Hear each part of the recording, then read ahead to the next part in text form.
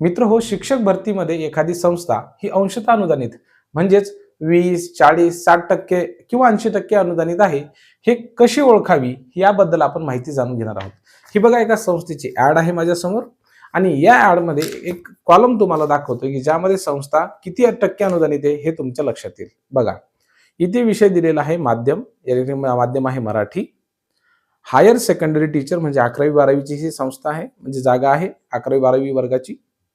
त्यानंतर इथे जर बघितलं तुम्ही हा पगार तुमचा दिलेला आहे, S16 स्केल आहे आणि इथे लिहिलेलं असतं बघा पार्शियली एडेड 20%.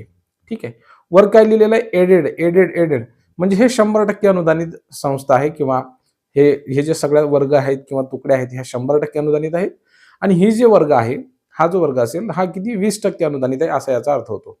ही फिजिक्स विषयाची जागा आहे आणि फिजिक्स शिकवण्याचं माध्यम हे इंग्रजी आहे आणि यासाठी तुम्हाला पोस्ट ग्रॅज्युएशन अर्थातच MSc पाहिजे आणि ग्रॅज्युएशन या ठिकाणी लिहिलेलं आहे. म्हणजे तुम्हाला काय पाहिजे तर B.Ed पाहिजे.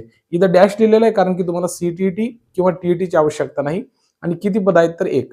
तर तुम्ही अशा पद्धतीने जी संस्था ही अंशतः अनुदानित आहे की 100% अनुदानित आहे हे तुमच्या सहज लक्षात येऊ शकतं. धन्यवाद.